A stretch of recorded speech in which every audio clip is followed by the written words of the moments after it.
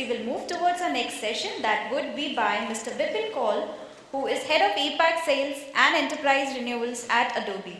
Giving a brief introduction for Mr. Vipin, he carries over 15 plus years of experience managing key enterprise relationships for core solutions like ERP, digital learning, CRM, and digital documentation. He has been with Adobe for 11 years, managing multiple teams from sales to enterprise success across different product lines. Please welcome him with a huge round of applause.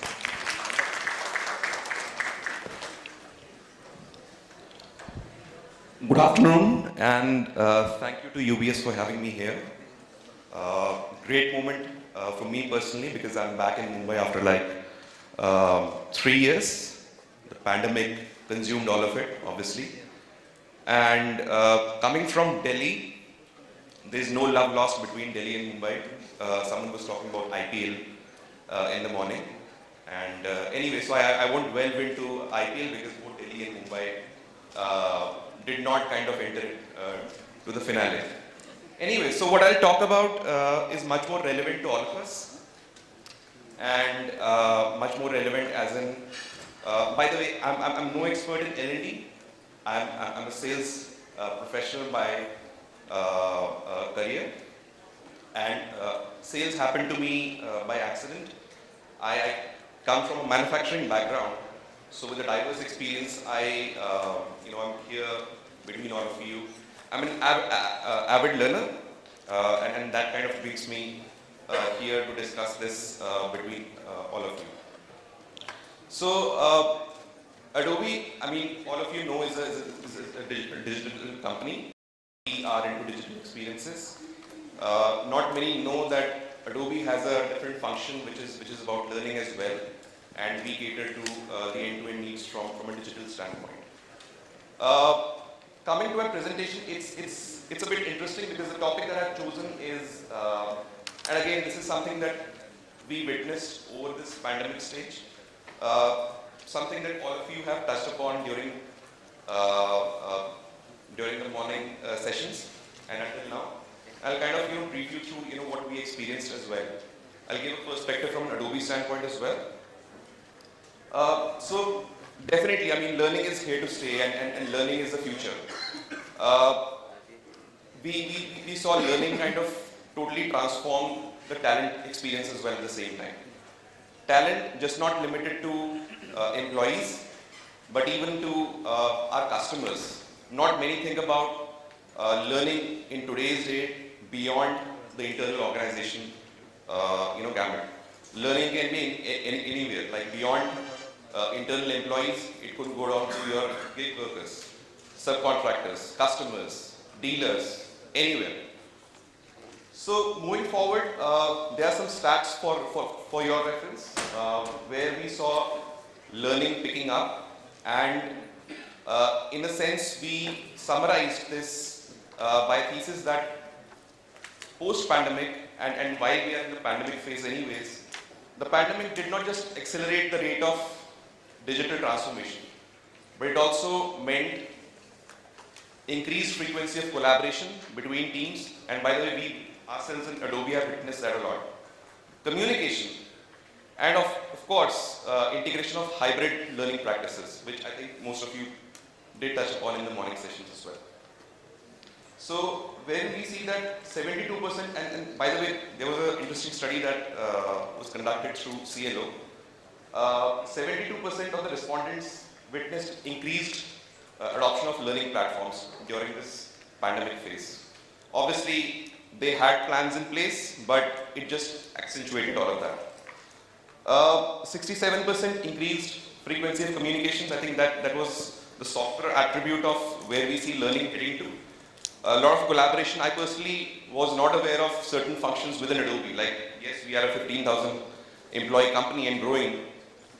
I was obviously made to collaborate and talk to multiple functions within the limited span of time that I had while working from home. Moving forward, just on the digital side, again, where we have seen a lot of digital trends moving, virtual instructor-led training. So 77% of the training that is happening now is happening through virtual instructor-led training. Video goes without saying, 56%.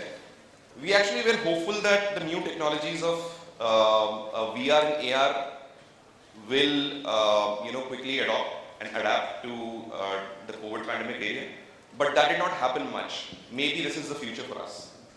8%. So yes, it's still in the adoption phase. Few of the verticals that we speak to day in, day out, and I have the privilege of talking to some of the digital transformation leaders like you. They are very keenly looking at VR and AR. I think some of us spoke about the forgetting cycle, the forgetting curve, right? And we also spoke about experiences. VR and AR is the future for us. And then some of the trainings that have really shifted in this era, giving again an Adobe perspective, for us, soft skills training and leadership training shifted to the digital world again for us. All of it used to be in those fancier rooms, and we used to all appreciate the lunches and the coffees and all of that. But I think all of that has moved to the digital world because we have to. I think, again, this is a summary of what my predecessors here spoke about, like the trends that the L&D community is facing. I think there were questions on it as well. Hybrid work, we are all seeing that. It is here to stay. COVID or no COVID, hybrid is the future. Rapid reskilling, always the need of VR. It is definitely here to stay again. There is a greater need of agile, transformational workforce that needs to be developed for the future. Rapid reskilling definitely is the answer there. Gig workers, typical trend that we have come across, and them being geographically dispersed again. Platforms and the time of hybrid have kind of, again disseminated all of them. No one likes to come back to work. People who are there in their remote work towns, they continue to be there. So training them and making sure that they are part of the overall vision becomes the key trend for L&D again. Now, I think there was an interesting question, like someone asked about where do we see the responsibilities of L&D evolving in the future. I'll kind of break it down to some of the very known ones, like which are the most stated responsibilities, vis-a-vis some of the soft responsibilities that have evolved during this time period. I'll also touch base upon, I think someone asked, and we were discussing in the morning again about the Great Resignation. We were talking about, and by the way, there is a cool McKinsey report on that, which talks about great attraction versus great attrition. I think that's the title of that. So I'll just give some summary of that so that you kind of relate to the future of L&D kind of shifting in. So some of the key slated responsibilities of L&D, which we anyways know, is obviously skilling, upskilling remote teams and workforces. Leadership succession plans. That's where a lot of time is, I think, going from an L&D standpoint. Attrition, obviously, that goes without saying, becomes a key core pillar function of L&D. Building capabilities that evolve with time, and there's an interesting story I'll share from an Adobe standpoint in some time. Capabilities that can evolve with time, capabilities that are related to organization's goals, capabilities that are easy to adopt, and capabilities that are further divided into skills. Learning into the flow of work. So obviously, this trend has changed a lot, like from where learning was in the past. Coming in from top down, learning is more of on the job, experiential. Someone spoke about that as well. Moving on to some of the unstated responsibilities of learning, and that's where I would like to touch upon this McKinsey report from 2021, wherein what employees thought would be important, what employers thought would be important to employees vis-a-vis what is important for employees. And therein we kind of found a very sweet spot of where some of the unstated responsibilities of L&D exist today. If you see the grid here, that's where the entire learning experience culture fits in.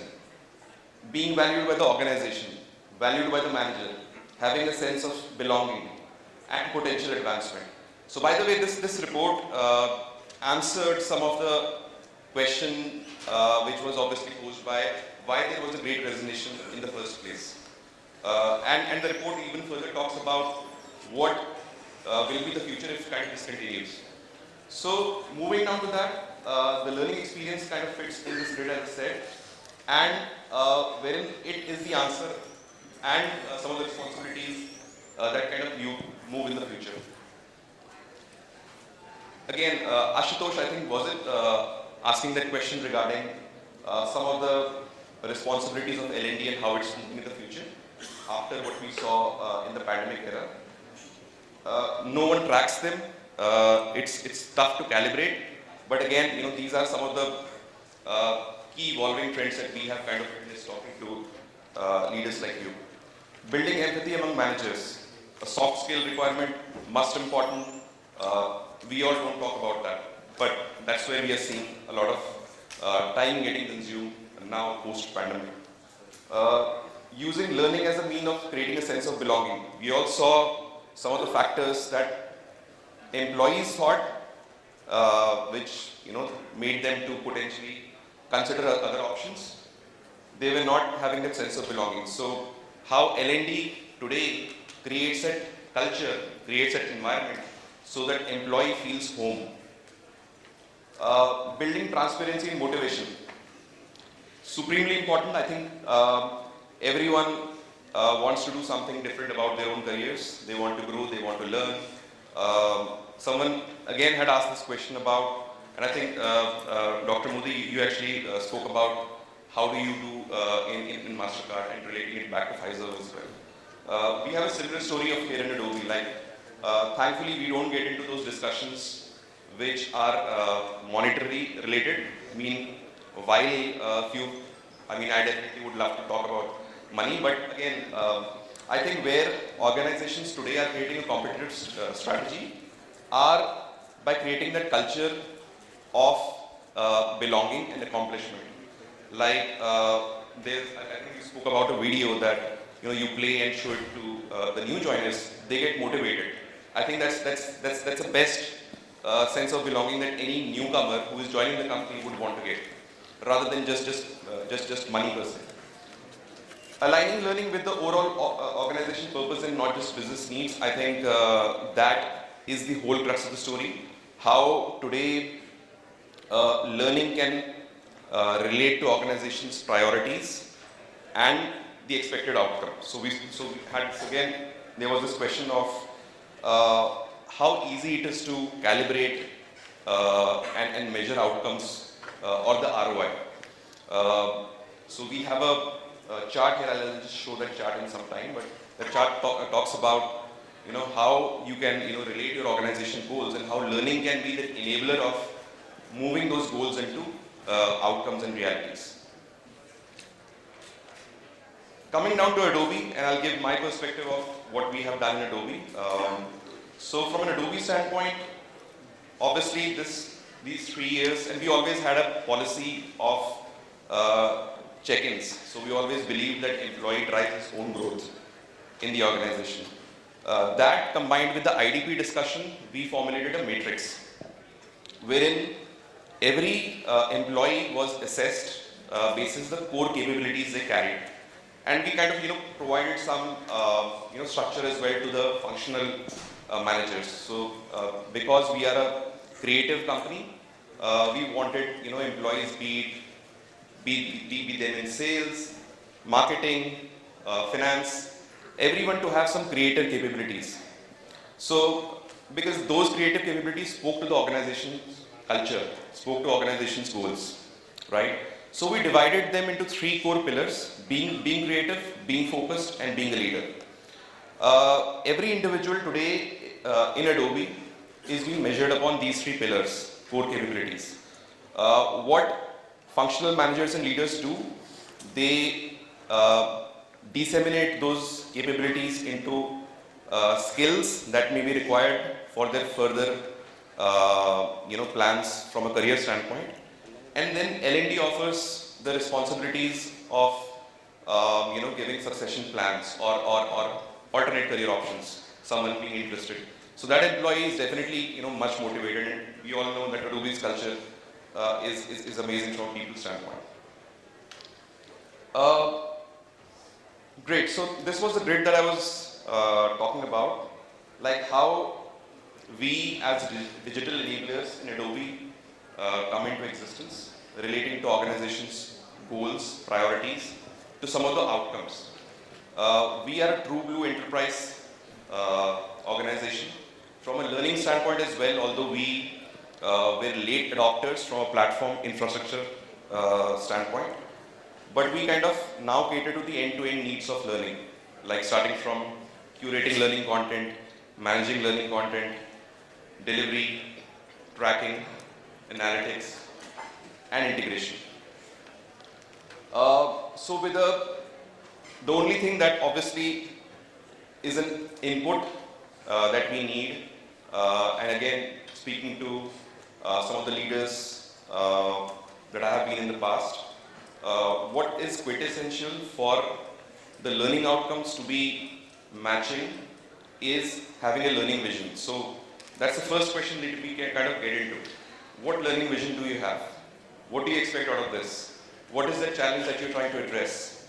Right? So all of that, we then kind of go into the deep of providing a solution in terms of what we are and how we can help there. So we are a secure, scalable, smart, and user-friendly SaaS-based platform that we provide, and that kind of talks to the overall objective of learning, to give you a consistent learning experience that is taking care of anyone in the organization, creates a sense of belonging, makes it purposeful, makes it standardized, but then at the same time, learners have the option of defining their own learning progress. And I think everyone today talks about gamification, social, and we also do the same. So I mean, again, someone was talking about like too many technologies available out there, but what we truly do and truly are, we are an experience company, we are an experience organization, and we provide you those experiences through our experience platforms available. So again, anyone in the organization today, field, partner, corporate contractors, they talk the same language, but they again have their own flexibility of defining their own goals and own career options. Social is definitely helping us. So social in terms of creating a sense of definitely a fun element to it, and we all learn from our peers. So that social element also kind of kicks in there, and that kind of is pretty much integrated. In the outcome, we obviously see a lot of, I think we all were talking about learning behaviors, compliance, and scale gap analysis. So that kind of pretty much is there from an output standpoint. We are able to measure and track through the capabilities. We are able to measure and track those output variables clearly and consistently. I'll end this presentation with this statement from one of the most eminent philosophers, Eric Hoffer. He says that in times of drastic change, it's the learner who inherits the future. And I would definitely do it. That's what we have seen.